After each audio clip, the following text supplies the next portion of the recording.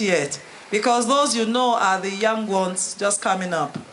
But with her by your side, the sky is actually a stepping stone. Hallelujah. The reason why I actually invited most of you here,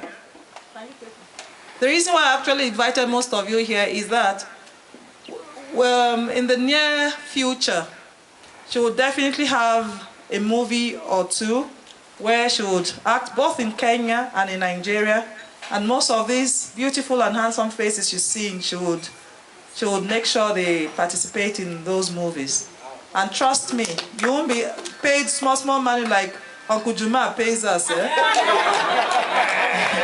They will give you good checks. And not just good checks. Uncle Juma, you have to beef up the money you pay us.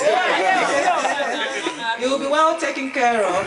You would see why we Nigerians call ourselves brother, my sister, my brother. It's because whoever you see right now is your next of kin. So you're coming to my home as your wife, because my husband is Kenyan, and also as your in-law. It's not just for you to come and eat and dine and drink with us, but for you to see our hospitality. We are actually good people. Don't listen to what you hear about us on the street or even in some of the movies. We're actually very good people to get to know. We're very warm, we're very welcoming. Some of you are meeting me for the first time, but it's as if we've always known each other over the years. At this juncture, I would like Auntie Claron Chukura to give you a word or two and let you know that you all will make it. Just hang in there. Okay. Sister, give a clap. Hello, good evening. I had said bye-bye individually, but I know that this is something I really wanted to do because it's part of why today is necessary for me. The lady there, Jane, when she was talking to me, she asked me, why Kenya? 2 years ago, like he already knows, about 2 years and 2 months ago, I was invited to dinner with your Prime Minister in Lagos, Raila Odinga, and he told me and a couple of my colleagues that Nollywood movies are quite popular here and that he wanted us to find a way to build up, to help build up the industry here into the sort of thing that we have in Nollywood. I am intending, or rather I have in the works, a project that will be shot here and will use a number of Kenyan talents. It's a Pan-African project. There will be actors from West and East Africa, but we will use a lot of Kenyan talent. But that, for me, is by the way. What is relevant that I want to impart to you, because I believe in the Chinese proverb, which says, don't you give me fish, teach me how to fish. You know, and my work is about imparting into groups, to individuals, how you can achieve your objective. In Nigeria, the home video industry, which metamorphosed into Nollywood, it did not start overnight. Nollywood came into play in answer to what the economic problem of Nigeria, the currency against the pounds, against the dollars, what it did to film stock. Nigerian film industry was cinematic based. Nigerian film industry was film stock based, as in 30 mm, the list movie, 32 mm rather. The lists, when you do a 16 mm film, it was frowned upon, like, hey, well, you know, our films were 32 mm films.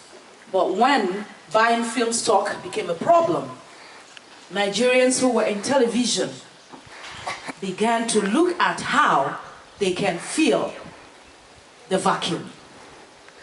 And the first tribe that started looking at filling the vacuum were Yoruba people. And how did they do it? They did it by what I call community cooperative, guild cooperative. Then it was community cooperative. Today we have guilds. It's guild cooperative movies.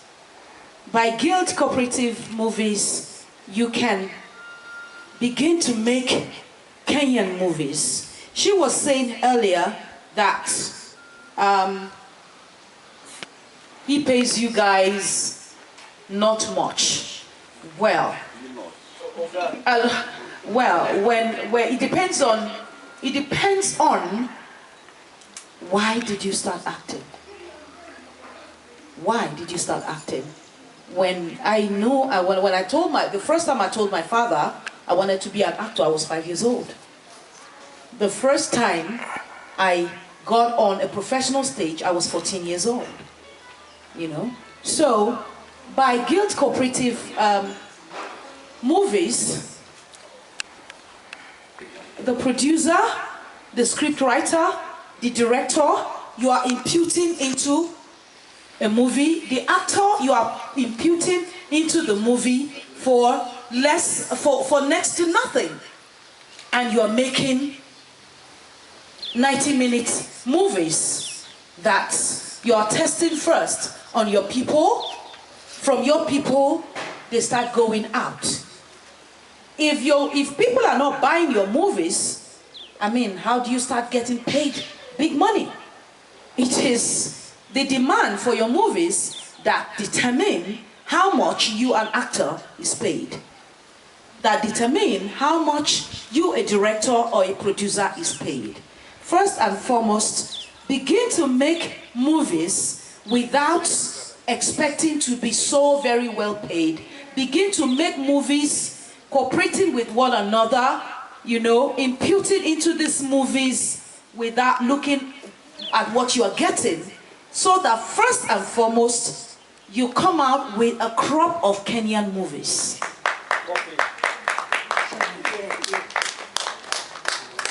When you begin to have a crop of Kenyan movies, I mean, this is my first time in Kenya, but I have been to Tanzania.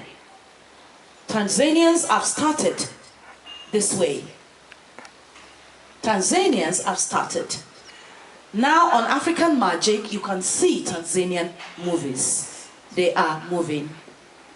Ghana started the same way, you know, asking, two Nollywood directors went to Ghana. They left Nigeria, they relocated to Ghana. They started making movies in Ghana without paying much. And today, Ghana is neck to neck with Nigeria on movies. You got to start somewhere. And if anybody is telling you it's about the money, is about the big bucks, is about the glamour and all that, then they don't want you. They don't want you to become self-sufficient. They don't want you to become a competitor. What I'm telling you will make you, in the next 5 years, a force to be reckoned with. Thank you.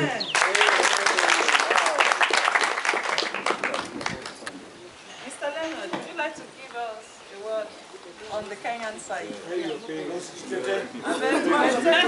all saying it together. No more oppression.